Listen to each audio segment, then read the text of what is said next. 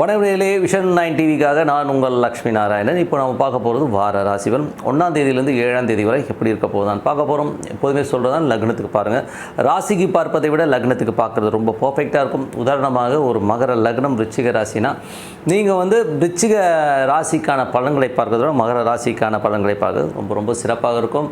முதல்ல வர்றது புது பலன்கள், அதுக்கப்புறம் தசாபுத்தி பலன் வரும். ஸோ என்ன தசாபுத்தி அந்தரங்கள் நடக்குதோ ஸோ அதை நீங்கள் உங்களுக்கு என்ன தசாபுத்தினாலும் அதை மிங்கிள் பண்ணி பார்க்க ரொம்ப பர்ஃபெக்டாக இருக்கும். ஸோ கண்டிப்பாக பாருங்கள். இந்த வீடியோட எந்த டிப் ஆஃப் த வீக் இருக்குது, மறக்காமல் பாருங்கள்.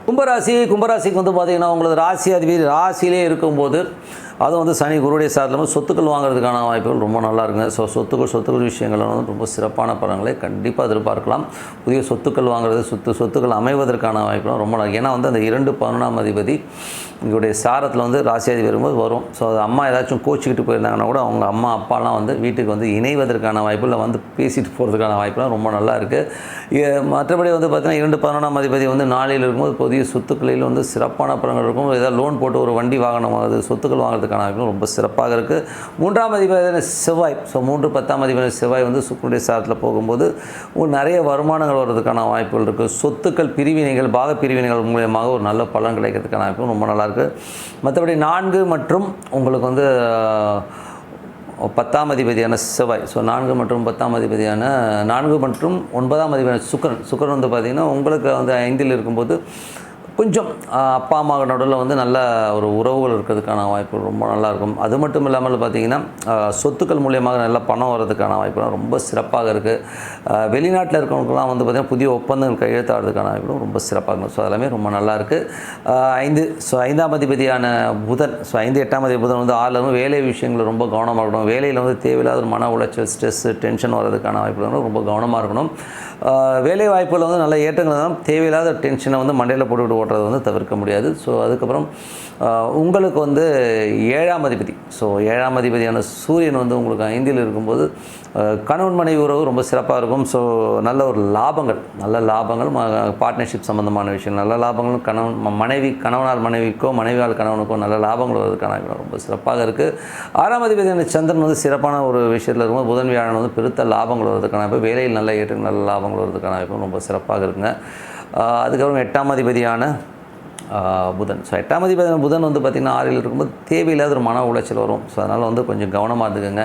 அதுவும் வேலையில் இருக்கவங்க கொஞ்சம் கேர்ஃபுல்லாக இருங்க. ஏதாவது அதீத வேலை பழுக்கிற காரணமாக ஏதாவது பக்கத்தில் கொண்டு போட முடியுங்கன்னா போட்டு கொடுக்கறதுக்கான வாய்ப்பு ரொம்ப கவனமாக இருக்கணும்.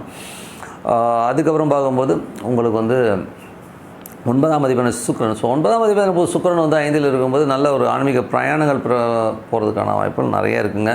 ஸோ ஆன்மீக பிரயாணங்கள், ஸோ தாயாரோடைய சேர்ந்துக்கிட்டு தாயாரோட வீட்டுக்கு போகிறது, இல்லை தாயார் உங்கள் வீட்டுக்கு வர்றது, இந்த மாதிரி விஷயங்கள் ரொம்ப நல்லாயிருக்கும். ஏதாச்சும் பேச்சுவார்த்தைகள் இல்லாமல் இருந்தாங்கன்னா கூட ஓரளவுக்கு சமாதானமாகி சேர்றதுக்கான வாய்ப்பெல்லாம் ரொம்ப நல்லாயிருக்கு. ஸோ அதுக்கப்புறம் பார்க்கும்போது உங்களுக்கு 10ஆம் அதிபதி செவ்வாய் 3இல் ஆட்சி பலத்தோடு இருக்கும்போது நிறைய தொழில் ஒப்பந்தங்கள் வருவதற்கான வாய்ப்புகள் இருக்குது. பட் இருந்தாலும் அது சுக்கிரனுடைய சாதனமும் அது சுக்கிரன் 5இல் இருக்கும்போது தொழில் கொஞ்சம் கவனம் தேவை. ஸோ ஒரு வாரத்துக்கு கொஞ்சம் போஸ்ட்பான் பண்ணி கொஞ்சம் யோசித்து பண்ணுங்கள். ஸோ அந்த மாதிரி யோசித்து பண்ணும்போது சிறப்பான விஷயங்கள் கண்டிப்பாக இருக்கும். அதுக்கப்புறம் பார்க்கும்போது உங்களுக்கு 11ஆம் அதிபதியான குரு 4 இருக்கும்போது சொத்துக்கள், தந்தை தாயார் சம்மந்தமான விஷயம், நல்ல லாபம், நல்ல ஏற்றங்கள் வருவதற்கான ரொம்ப சிறப்பாக இருங்க.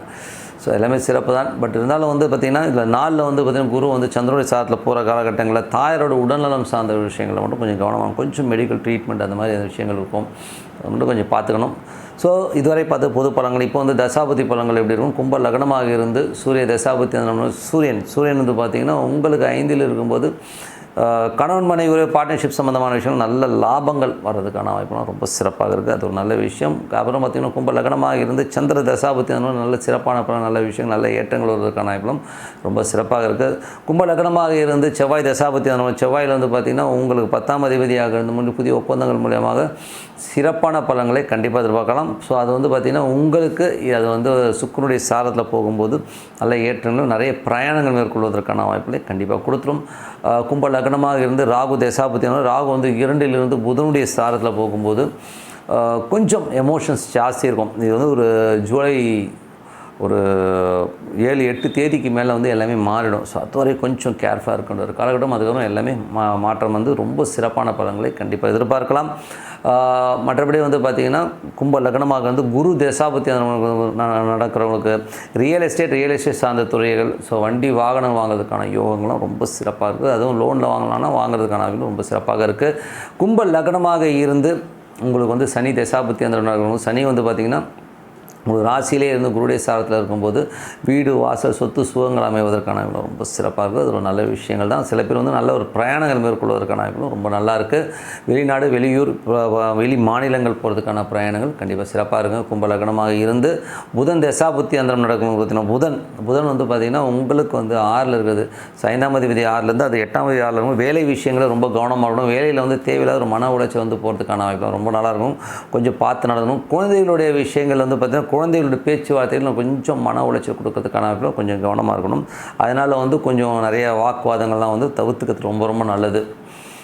கும்ப லக்னமாக வந்து கேது தசாபுத்தி கேது வந்து 8ல் இருக்கும்போது ரொம்ப கவனமாக இருக்கணும். ஏதாவது வம்பு வழக்குகள் வர்றதுக்கான வாய்ப்பெல்லாம் இருக்குது. அது வேலையில் வந்து ஏதாவது சிக்கல்களோ இல்லை கடன் சம்மந்தமான விஷயங்கள் வந்து ஒரு மன உளைச்சல் வர்றதுக்கான வாய்ப்புலாம் ரொம்ப ரொம்ப கவனம் தேவைங்க. ஸோ கொஞ்சம் பார்த்து நடந்துக்குங்க.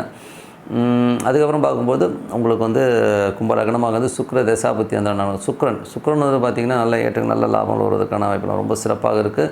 சுக்கிரன் வந்து பார்த்திங்கன்னா ஒரு 4 9ஆம் அதிபதி உங்களுக்கு வந்து 5ல் இருக்கும்போது நல்ல விஷயங்களை கண்டிப்பாக கொடுத்துருவாருங்க. அதுவும் குருடைய சாரத்தில் இருக்கும்போது பெருத்த லாபங்களை எள்ளி தருவது பெரும் பணம் வருவதற்கான ரொம்ப சிறப்பாக இருக்குது. ஸோ நல்ல விஷயங்கள்லாம் நடக்கணும்னா ஒரு பிரார்த்தனை அவசியம். மனதார இறைவனை பிரார்த்தனை பண்ணுவோம். கண்டிப்பாக அடுத்த லெவல் போகிறதுக்கான ரொம்ப சிறப்பாக இருக்குது.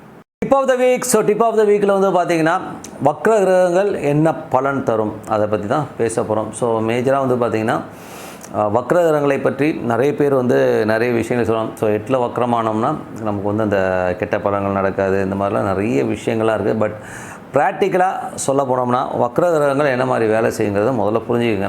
ஏன்னா வந்து தேவையில்லாத ஒரு மனக்குழப்பத்தை வச்சுட்டு அப்படி சொல்லிட்டாங்க இப்படி சொல்லிட்டாங்க, சனி வந்து வக்கரமாகுது, இன்றைக்கி வக்கரமாகுது, அது ஆகிடும் இதாகிடும்னு சொல்லிட்டு எமோஷன்ஸில் இருக்க வேண்டிய அவசியமே கிடையாது. ஸோ மேஜராக வந்து வக்ர கிரகங்கள் எப்படி வேலை செய்யும்னா, உங்கள் ஜாதகத்தில் உங்கள் ஜனனகால ஜாதகத்தில் வந்து சனி வந்து இப்போ சப்போஸ் இப்போ சனி வக்கரமாகுது இல்லையா, அதுக்கு உதாரணமாக சொல்கிறேன்.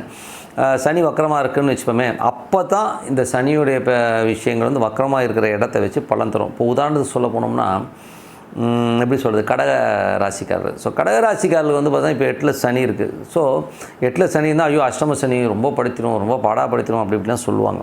ஸோ அது படுத்துமா அப்படின்னா எல்லாருக்கும் படுத்தாதுங்க. இப்போ சனி வந்து இப்போ நார்மலாக போகும்போது யாருக்கெல்லாம் நார்மலாக அவங்க ஜனனகால ஜாதகத்தில் இருக்கோ அவங்களுக்கு படுத்தும். பட் உங்களுக்கு சப்போஸ் உங்கள் ஜனனகால ஜாதகம் நீங்கள் பிறந்தபோது இருக்கிற ஜாதகத்தை வந்து சனி வக்கரமாக இருந்து நீங்கள் கடக லக்னமாக இருந்து இப்போ சனி வக்கரமாகி இப்போது கோச்சாரத்தின் சனி வக்கரமாகுது பார்த்திங்கன்னா, அப்போ தான் உங்களை வந்து எஃபெக்ட் பண்ணும். ஸோ அப்போ வந்து பார்த்திங்கன்னா கொஞ்சம் டென்ஷன் கொடுக்கும். இப்போது வந்து பார்த்திங்கன்னா சனி வந்து பிரச்சனையை கொடுப்பாங்கன்னா கிடையாது. ஏன்னா வக்கரமாக போனால் அது குருடைய சாரத்தில் போகும்போது அந்த குருடைய நட்சத்திரத்தில் போகும்போது நல்ல லாபங்களை கொடுத்துரும் அந்த வக்கரம். ஓகேங்களா? எப்போது உங்களுக்கு பெரிய லாபங்களை கொடுக்கணும் அந்த வக்கரம் உங்கள் ஜனகால ஜாதகத்தில் இருக்கணுங்கிறது தான் முக்கியமான விஷயம். அது மட்டும் இல்லாமல் இது இந்த பிளானட் மட்டும் இல்லை, குருவாக இருக்கட்டும், சனியாக இருக்கட்டும், எந்த பிளானட் புதனாக இருக்கட்டும், சுக்கிரனாக இருக்கட்டும், உங்கள் ஜனகால ஜாதகத்தில் வக்கரமாக இருக்குன்னா கண்டிப்பாக அது கோச்சாரத்தில் இப்போ நடைமுறையில் வந்து வக்கரமாக இருக்கும்போது அந்த பலன் நல்ல பலனையும் கெட்ட பலன்களையும் அப்போ தான் கொடுக்குமே ஒழிய எப்போதுமே வக்கர பலன்கள் வந்து வக்கர கிரகங்கள் வந்து எப்போதுமே நெகட்டிவான பிளானட்டும் பலனும் கொடுக்காது, பாசிட்டிவான பலனையும் கொடுக்காது. உங்கள் ஜாதகத்தில் ஜனனகால ஜாதகத்தில் கண்டிப்பாக வந்து வக்கரமாக இருந்தால் அது வக்கரமான பலன் கொடுக்கும். அதுக்கப்புறம் என்ன சொல்லுவாங்கன்னா, ஸோ வக்கர கிரகங்கள் வேறு என்ன மாதிரி விஷயங்களை கொடுக்கணும்னா நார்மலாக மற்ற நாளெல்லாம் வந்து அது பலனே கொடுக்காது, சும்மா நியூட்ரலாக இருக்கும் போலியே மற்றபடி உங்களுடைய தசாபுத்தி அந்தரங்கள் சூட்சுமங்கள் இந்த மாதிரி விஷயங்கள் தான் பலன் கொடுக்க முடியாது. வக்கர கிரகங்கள் மற்ற டைமில் பலன்கள் கொடுக்காது. உதாரணம் சொல்லப்போனால் இப்போ சனி தசை நடக்குது, எனக்கு சனி வக்கரமாகுதுன்னா உங்களுக்கு பாதிப்பு இருக்கும்னா கண்டிப்பாக இருக்கும். உங்கள் ஜனகால ஜாதகத்தில் சனி வக்கரமாக இருந்ததுன்னா பாதிப்பு இருக்கும், இல்லைன்னா பாதிப்பே இருக்காது. நீங்கள் சனி உங்கள் ஜனகால ஜாதகத்தில் வந்து வக்கரமாக இல்லைன்னா அதை பற்றி கவலை பண்ணணும்னு அவசியமே கிடையாது. அதனால் தேவையில்லாத ஒரு மனக்குழப்பத்தெல்லாம் போட்டுக்கிட்டு யூடியூப்பில் வந்து அதை போட்டேன் இதை பண்ணுறேன்னு சொல்லி போட்டுக்கிட்டு மாட்டிக்காதீங்க. ஜென்ரலாக வந்து ஒரு ஜனகால ஜாதகத்திலே கூட பார்த்தீங்கன்னா ஒரு கிரகம் வக்கரமாக இருக்கலாங்க, ஒரு 3-4 கிரகம்லாம் வக்கரமாகனா அவனை மாதிரி ஒரு பிடிவாதக்காரனை பார்க்கவே முடியாது. அவங்க வந்து அடமண்ட்டாக நிற்பாங்க, நான் இப்படி தான் இருப்பேன்னு சொல்லிட்டு அடமண்ட்டாக இருப்பாங்க. அதனால் வக்கர கிரகங்களுக்கு வந்து ரொம்ப டஃப்பு. அதே மாதிரி திருமண பொருத்தத்துலேயும் பார்த்திங்கன்னா அந்த வக்கர கிரகங்களுக்கு வக்கர கிரகம் உள்ள ஒரு ஆண்மகனை வந்து நம்ம சேர்க்கும்போது அது சிறப்பான ஒரு பலன்களை கண்டிப்பாக கொடுக்கும். ஏன்னா ஒரு வக்ரகிரகத்தோடு சேரும்போது ஒரு நல்ல ஒரு அந்யோன்யத்தையும் நல்ல ஒரு வளர்ச்சியும் கொடுக்கும். அதனால் வக்ரகிரகம் வந்து எல்லா ஜாதகத்தையும் எப்போதும் வேலை செய்யாது. அது கோச்சாரத்தில், அதாவது தற்போதைய கிரக நிலையில் அது வக்ரம் அடையும் போது தான் வரும்ன்றது தான் உண்மையான விஷயம். மற்றபடி வந்து இதை பற்றி ஒன்றும் பெருசாக எடுத்துக்க வேண்டிய அவசியம் இல்லைன்னு சொல்லிட்டு உங்களிடம் விடைபெறுவது உங்கள் லட்சுமி நாராயணன். நன்றி, வணக்கம்.